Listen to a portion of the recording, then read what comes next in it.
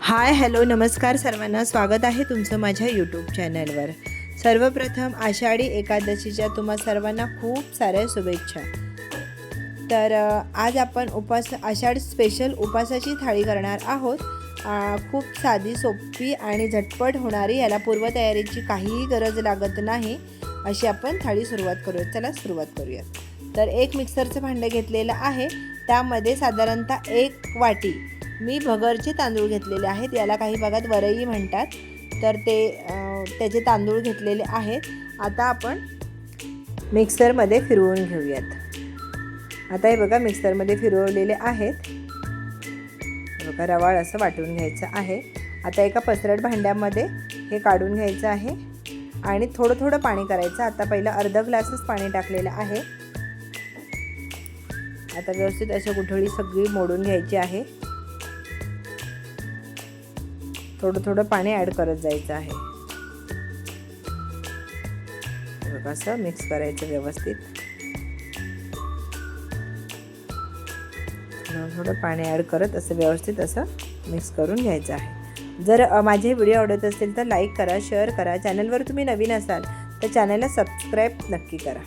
हे बघा थोडं थोडं पाणी करत असं मिक्स करायचं आहे। बघा आता एवढं इतकंच पाणी टाकायचं आहे। चवीनुसार मीठ टाकायचं आहे आणि हे बघा या पद्धतीचं हे बॅटर असायला पाहिजे। हे बघा इतकं पातळ, इतकं घट्ट असं या पद्धतीचं पाहिजे।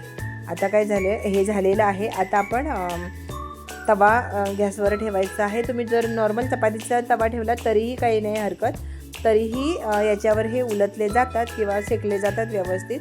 पण हा आमच्या कोकणामध्ये स्पेशली घावण्यांसाठी वापरला जातो। तर ते घावण्याचं हे भिडं आहे, त्याला तूप नाही तर तेल लावून घ्यायचं आहे। मी तूप लावलेलं आहे। आता व्यवस्थित अशा पद्धतीने सोडून घ्यायचं आहे। हे बघा पातळ असं सोडायचं आहे।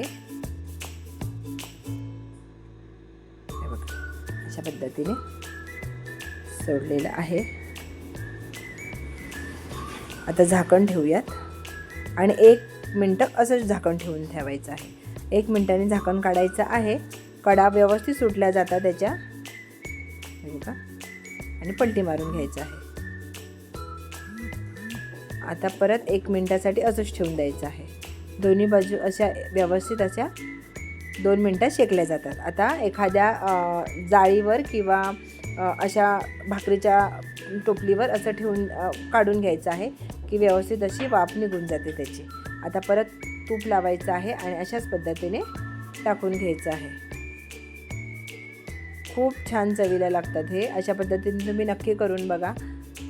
आपण जर रात्रीचं साबुदाणे वगैरे भिजायला घालायला विसरलो तर ह्या पद्धतीचे झटपट होणारे आहेत हे घावणे, नक्की तुम्ही करा।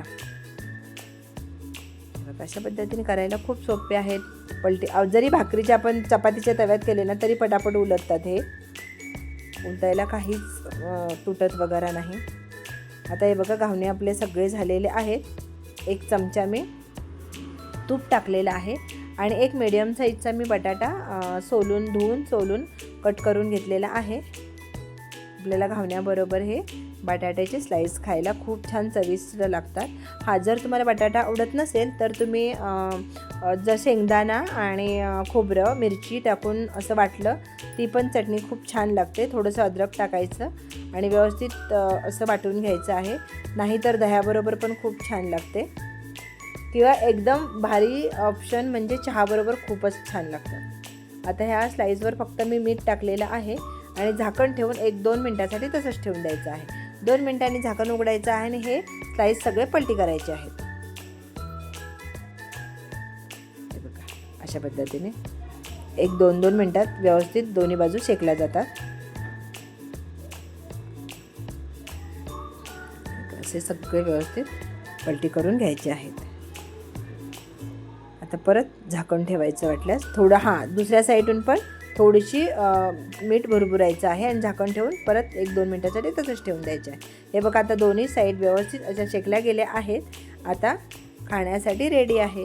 आता आपण ताट दाखवूयात। हे बघा साईडला आंब्याची फोड, दही, बटाट्याचे स्लाइस, मीठ आणि हे घावणे एकदम मस्त, अशी अजिबात भूक लागणार नाही. तर चला, उपवासासाठी खूप छान हा ऑप्शन आहे, तर तुम्ही नक्की करून बघा.